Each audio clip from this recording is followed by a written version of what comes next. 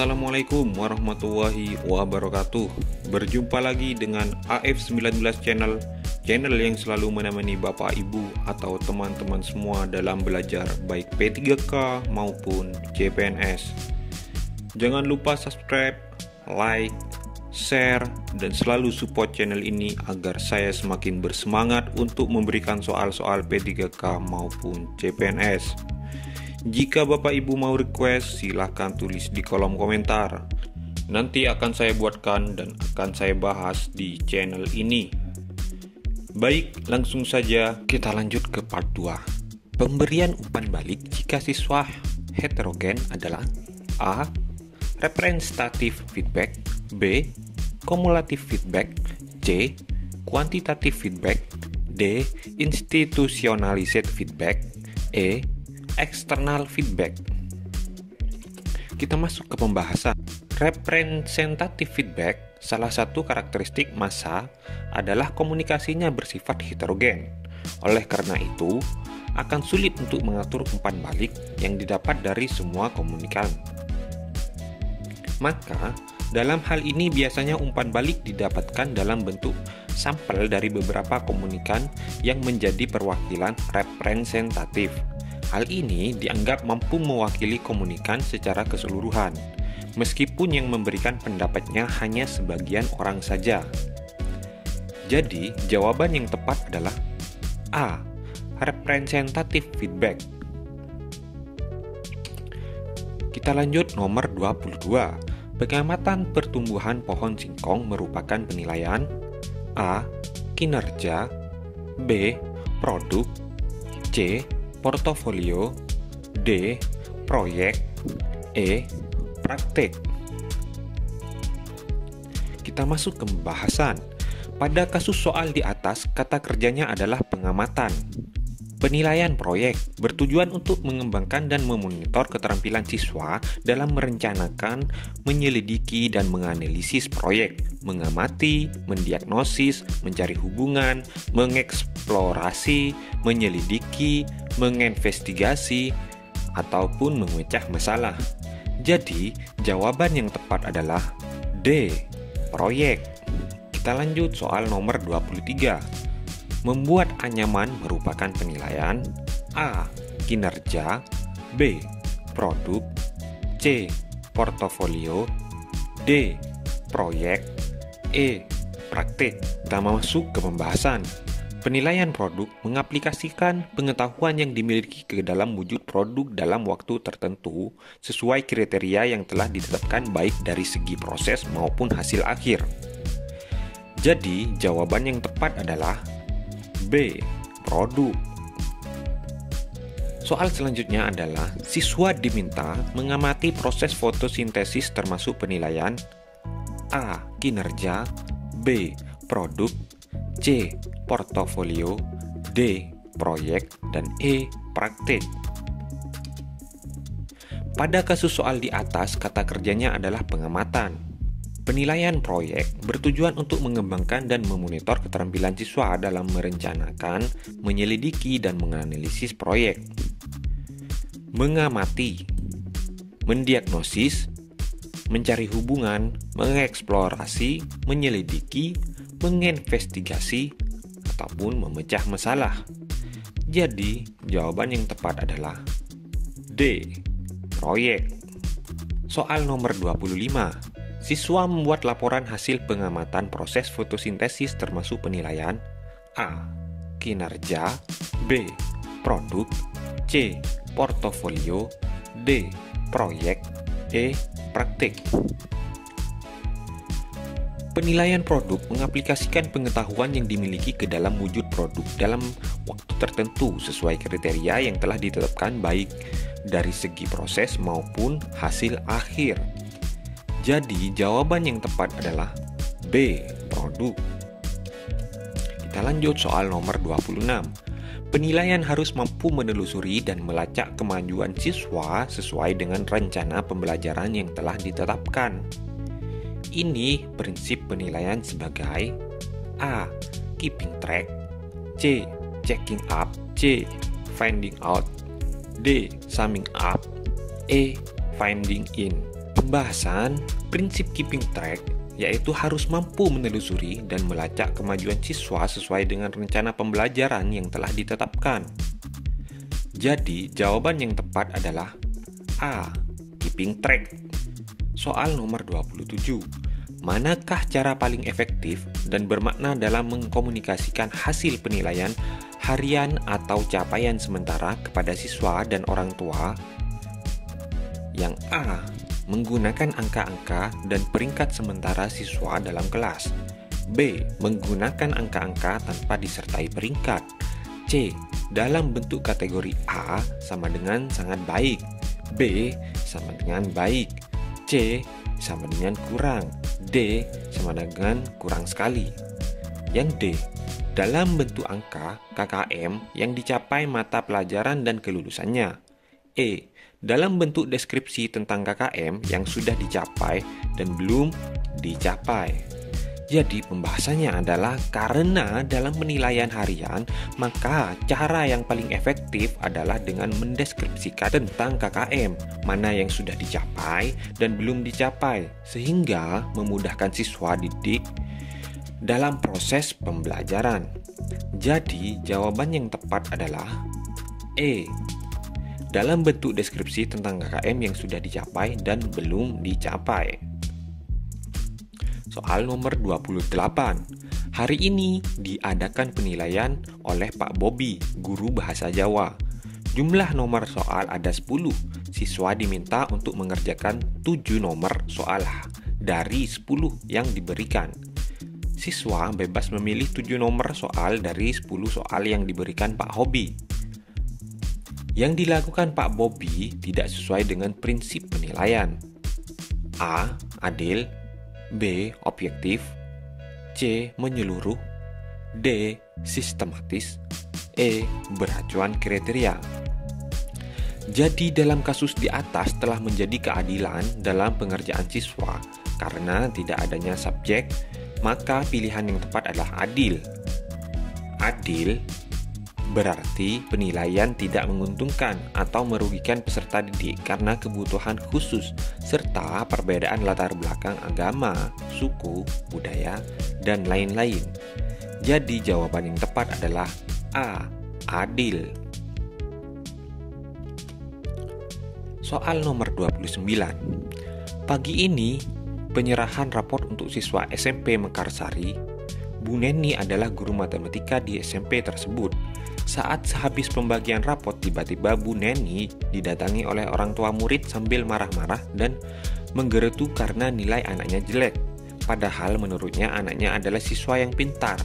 Bu Neni kemudian menjelaskan teknik prosedur dan hasil pengolahan nilainya dari nilai harian, PTS, dan PAS, serta nilai sikap siswa dengan buku catatan penilaian yang lengkap. Dan akhirnya orang tua siswa tersebut dapat mengerti bahwa nilai anaknya memang sesuai dengan fakta. Dengan demikian, Bu Neni telah melaksanakan prinsip penilaian A. Adil, B. Objektif, C. Menyeluruh, D. Sistematis, E. Akuntabel.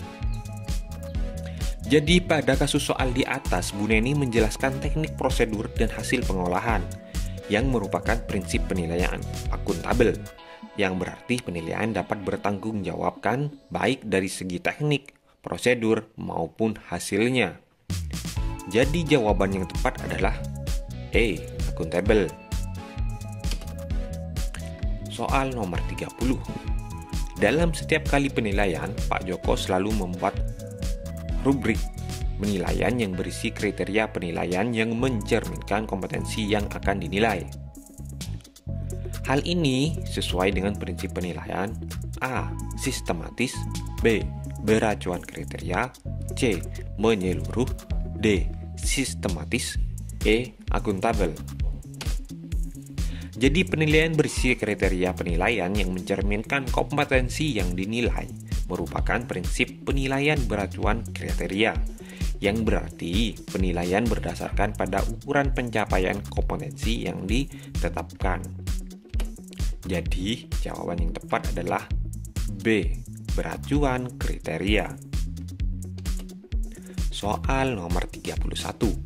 Pada awal semester, Pak Budi sebagai guru IPA selalu menjelaskan penilaian yang akan dilaksanakan selama satu semester dan penentuan nilai akhir IPA yang akan dijadikan dasar untuk pemberian nilai raport.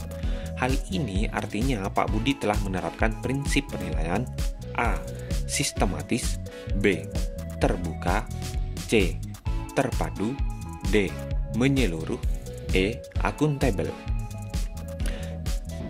Jadi Pak Budi telah menjelaskan semua jenis teknik prosedur dan pengolahan penilaian sampai penentuan akhir yang merupakan prinsip penilaian terbuka yang berarti prosedur penilaian, kriteria penilaian, dan dasar pengambilan keputusan dapat diketahui oleh pihak yang berkepentingan. Jadi jawaban yang tepat adalah B. Terbuka.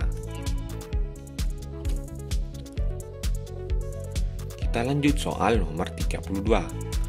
Seorang peserta didik memprotes skor yang diperoleh pada soal nomor 4 dalam ulangan yang telah dilaksanakan. Menurut siswa tersebut seharusnya mendapat skor 5. Akan tetapi guru memberikan skor 3. Guru tersebut menjelaskan pembobotan nilai pada soal tersebut dengan menjelaskan kriteria penskoran yang terdiri dari 0, 1, 2, 3, 4, 5. Peserta didik pun mengerti dan menerima skor tersebut. Prinsip penilaian yang diterapkan guru adalah A. Terbuka, B. Akuntabel, C. Objektif, D. Menyeluruh, E. Adil. Jadi guru tersebut menjelaskan pembobotan nilai pada soal dengan menjelaskan kriteria penskoran yang merupakan prinsip penilaian akuntabel, di mana dapat mempertanggungjawabkan aspek prosedur, kriteria, sampai pengambilan keputusan. Jadi jawaban yang tepat adalah B. Akuntabel. Soal nomor 33. Seorang guru mengajar pada 2 kelas di sekolahnya. Di kelas pertama mendapat 8 peserta didik yang gagal mencapai KKM. Sementara di kelas kedua ada 12 yang gagal mencapai KKM. Langkah yang harus dilakukan guru adalah A. Melakukan pengayaan terhadap 8 orang siswa, B. Melakukan remedial kepada 12 orang siswa, C. Melakukan remedial kepada peserta didik yang gagal di kedua kelas tersebut, D. Melakukan pengayaan kepada kedua peserta didik yang gagal kedua kelas tersebut, E. Mengulang seluruh materi kepada peserta didik gagal pada kedua kelas tersebut. Jadi pengayaan baiknya ditujukan untuk yang berhasil dan remedial ditujukan untuk yang gagal. Dan remedial harus dilakukan pada kedua kelas tersebut. Jawaban yang tepat adalah C. Melakukan remedial kepada peserta didik yang gagal di kedua kelas tersebut. Kita lanjut soal nomor 34. Salah satu indikator yang dapat menunjukkan kualitas butir tes uraian yang baik adalah A. Menuntut jawaban berupa ungkapan pendapat siswa, B. Menuntut jawaban berupa fakta-fakta yang sebenarnya, C. Ditulis dalam bahasa Indonesia yang baik dan benar, D. Ditulis oleh guru yang mengajar di kelas, E. Ditulis oleh kepala sekolah. Jadi soal bentuk uraian yang baik adalah yang mampu mengukur tingkat berpikir tinggi. Ungkapan pendapat adalah tingkat berpikir tinggi. Jawaban yang tepat adalah A. Menuntut jawaban berupa ungkapan pendapat siswa. Nomor 35. Berikut ini merupakan faktor-faktor yang perlu diperhatikan dalam pengembangan kisi-kisi tes uraian kecuali A. Penentuan alokasi waktu, B. Penentuan pokok bahasan, C. Penentuan indikator atau tujuan, D. Pendistribusian butir soal, E. Penentuan kisi-kisi soal. Jadi faktor yang tidak perlu dalam pengembangan kisi-kisi tes uraian adalah penentuan indikator atau tujuan, karena indikator atau tujuan sudah dikembangkan pada saat pembuatan RPP. Jadi jawaban yang tepat adalah C. Soal nomor 36. Berdasarkan hasil tes, para siswa dikelompokkan menjadi beberapa kelas sesuai dengan tingkat IQ-nya. Dilihat dari fungsinya, maka tes tersebut termasuk pada jenis tes A. Seleksi, B. Penempatan, C. Pretest posttest, D. Diagnostik, E. Ujian akhir. Jadi tes penempatan adalah suatu jenis tes yang bertujuan untuk menempatkan atau mengelompokkan siswa sesuai dengan kemampuannya. Hal ini didasari pemikiran bahwa setiap siswa tidak memiliki kecepatan belajar yang sama. Jika mereka disatukan dalam satu kelas, maka akan terjadi kesulitan dalam mengajar mereka. Jawaban yang tepat berarti yang B, penempatan. Soal nomor 37. Perhatikan butir soal uraian berikut. Sebutkan 3 buah sungai di Provinsi Jawa Barat yang bermuara di Laut Jawa. Butir soal tersebut adalah A. Cukup bagus karena jumlah sungai yang ditanyakan sudah terukur. B. Cukup bagus karena ditulis dengan bahasa yang mudah dimengerti. C. Jelek karena hanya mengukur tingkat berpikir rendah atau ranah ingatan. D. Jelek karena ditulis dalam kalimat yang sangat pendek. E. Bagus karena untuk mengukur tingkat berpikir rendah. Jadi, butir soal uraian tersebut termasuk dalam LOTS. C1. Mengingat. Sebutkan, tuliskan, gambarlah dengan indikator mencerminkan mengukur tingkat berpikir rendah. Jadi Bapak Ibu harus hafal yang namanya C1, C2, C3 sampai dengan C6. Jadi jawaban yang tepat adalah jawaban C. Nomor 38. Untuk mencegah terjadinya jawaban siswa yang sangat beragam, jenis tes uraian yang paling tepat digunakan adalah tes uraian bebas, yang B tes uraian terbatas, yang sederhana, D yang sangat kompleks, E tes uraian singkat. Jadi uraian terbatas atau terstruktur, soal yang disusun tidak mengembang tetapi lebih terarah dan terbatas, sehingga ada batasan jawaban walaupun kalimat jawaban peserta didik itu beraneka ragam. Tetapi harus ada pokok-pokok penting yang terdapat dalam sistematika jawabannya sesuai dengan batas-batas yang telah ditentukan dan dikehendaki dalam soalnya. Maka yang paling penting dan harus diperhatikan yaitu sistematika jawabannya. Jawaban yang tepat adalah B, tes uraian terbatas. Soal nomor 39.